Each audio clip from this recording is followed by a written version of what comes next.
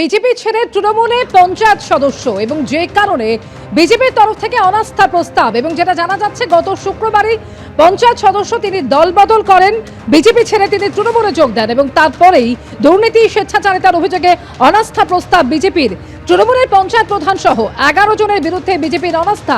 একাধিক অভিযোগ করে বিজেপি, যদিও তা মানতে নারাজ তৃণমূলের পঞ্চায়েত প্রধান।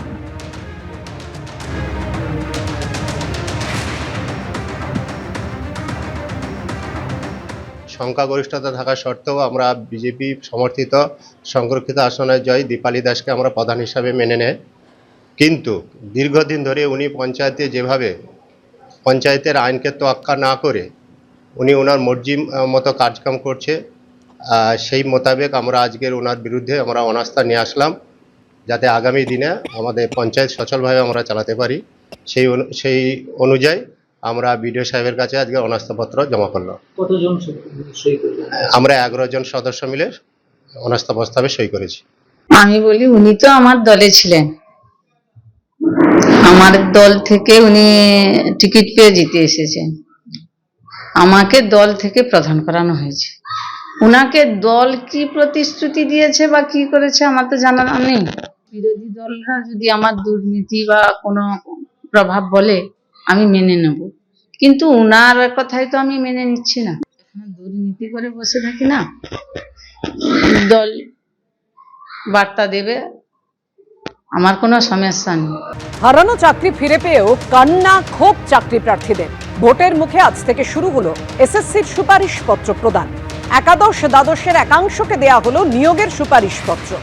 দুর্নীতির কারণে 26,000 চাকরি বাতিল হয়েছে। ফের যোগ্যতার পরীক্ষায় উত্তীর্ণদের মিলল সুপারিশপত্র। দুর্নীতি করলো অন্যরা, খেসারত কেন তাদের দিতে হবে? সুপারিশপত্র হাতে নিয়ে প্রশ্ন তুললেন চাকরি প্রার্থীরা।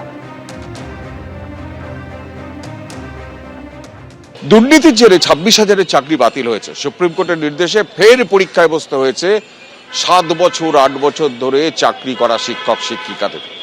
তারা উত্তীর্ণ হয়ে অবশেষে স্কুল সার্ভিস কমিশনের কার্যালয়ের বাইরে এইভাবেই লাইনে দাঁড়িয়েছেন, কারণ আজকে স্কুল সার্ভিস কমিশনের তরফে নিয়োগের সুপারিশপত্র দেওয়া প্রথম শুরু হয়েছে। অর্থাৎ যারা এতদিন নিয়োগপত্র হাতে পেয়েছেন এবং পেয়ে শিক্ষকতা করেছেন, দুর্নীতির জেরে তাদের চাকরি গেছে, চাকরি হারিয়েছেন, ফের পরীক্ষায় বসেছেন, তারপর আবার তারা উত্তীর্ণ হয়ে এইভাবেই নিয়োগপত্রের সুপারিশ হাতে নিতে আজকে স্কুল সার্ভিস কমিশনের কার্যালয়ের সামনে উপস্থিত হয়েছেন।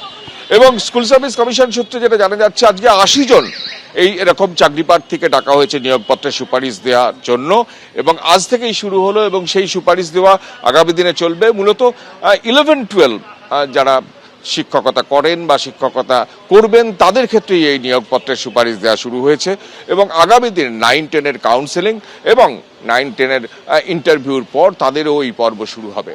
কিন্তু যে দুর্নীতির কারণে চাকরি গেল হাজার হাজার ছাত্র শিক্ষক শিক্ষিকাদের এবং শিক্ষাকর্মীদের, এবং তার জেরে আবার নতুন করে পরীক্ষায় বসতে হলো, তারপর তার খেসারত দিতে আজকে তারা এইভাবেই আজকে হাজির হয়েছেন স্কুল সার্ভিস কমিশনের কার্যালয়ে। যার ফলে যারা নতুন চাকরি প্রার্থী, যারা প্রথম চাকরি পেলেন প্রায় 10 বছর অপেক্ষা করে, তাদের মুখে এক চিলতে হাসি এই আজকের এই নিয়োগপত্রের সুপারিশ পেয়ে। কিন্তু তার পাশাপাশি যারা পুরনো, যারা দীর্ঘদিন ধরে চাকরি করে চাকরি হারিয়েছেন, তারা আজকে কান্নায় ভেঙে পড়লেন হাতে নিয়োগপত্রের সুপারিশ নিয়েও। সব মিলিয়ে যে দুর্নীতি এবং যে দুর্নীতির কারণে হাজার হাজার চাকরি বাতিল হলো, আবার নতুন করে পরীক্ষা পর্ব এবং শুরু হলো, সেই পর্বের সমাপয়েতের দিকে চলছে। ভোটের আগে নিয়োগপত্রের সুপারিশ দেওয়া শুরু করলো স্কুল সার্ভিস কমিশন। ক্যামেরায় দিব্যেন্দু সিংহর সঙ্গে কৃষ্ণেন্দু অধিকারী, এবিপি আনন্দ, কলকাতা।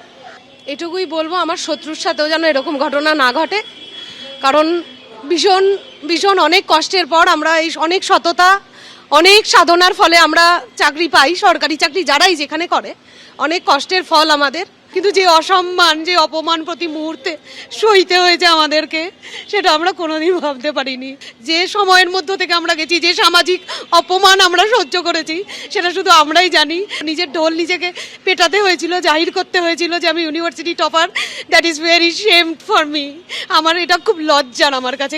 আমরা যেন কন্টিনিউয়েশনটা পাই, কারণ আমাদের চাকরি চলে যাওয়ার পিছনে আমাদের কোনো দোষ ছিল না, আমরা কোনো অপরাধ করিনি। এটা কি খুশি হয়? কেউ তো হতে পারে না। হতে পারে এত বছর চাকরি করার পর। না, এটা যেমন পজিটিভ দিক যে বাড়ির কাছে হয়েছে, কিন্তু এটা মানসিকভাবে তো সবাই বিধ্বস্ত। আমরা শুধু আমি তো নয়, সবাই এত বছর চাকরি করেছি। তারপর 2016-তে তখন তো সত্যি কথা বলতে কি মানে তখনও আমি আনম্যারিড ছিলাম, তখন যে ফোকাসটা দিতে পেরেছি এখন তো আর সেটা না। এখন আমার কি বলবো 1 বছরের বাচ্চা, তাকে নিয়ে পরীক্ষা দিতে হয়েছে, এই আর কি। তো কষ্ট তো করতে হয়েছে। মানে প্রেগনেন্সি অবস্থাতে হাইকোর্টে রায় দিল, আর যখন আমার ছেলে হলো তখন আমার সুপ্রিম কোর্টে রায় দিল। তো সেই অবস্থাতেই মানে পড়াশোনা করতে হয়েছে, এই আর কি। এবিপি আনন্দ, এগিয়ে থাকে, এগিয়ে রাখে।